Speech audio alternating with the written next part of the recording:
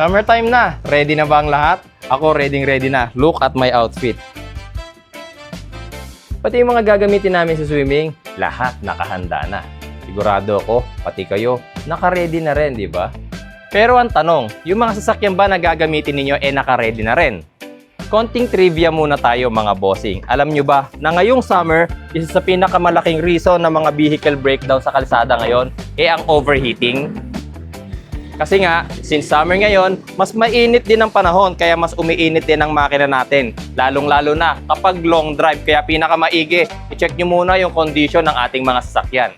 Siguraduhin na coolant ang nakalagay sa ating mga radiator. Hindi sapat ang tubig lang dahil ang coolant meron niyang boil over protection na up to 129 degrees Celsius. Samantalang ang tubig, 100 degrees Celsius lang ang kanyang boiling point above sea level.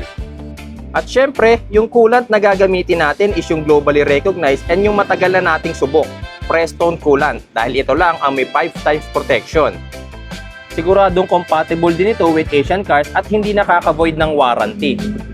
Madali lang naman malaman kung anong kulay ng Asian coolant ang gagamitin natin sa sasakyan natin dahil bawat label, makikita ninyo na meron siyang label kung anong car mix ang gagamitin natin, kagaya itong Asian Red, good for Toyota, Lexus, and Scion. Gayon din naman sa green at sa blue.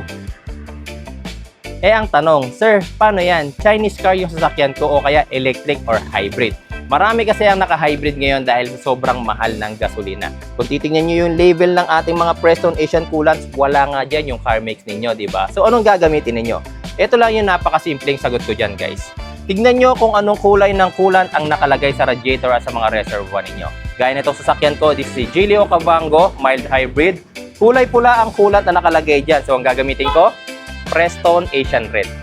Huling paalala na lang mga kaibigan, dahil super effective at napakaganda ng reputation ng Prestone coolants. Alam nyo ba na napakarami ng gumagaya at gumagawa ng peke nito? Para malaman nyo kung original ang nabibiling Prestone coolants, buksan ang takip at silipin yung holographic foil seal na yan. Kapag nakita nyo may holographic foil seal, original ang Prestone coolant na nabili ninyo.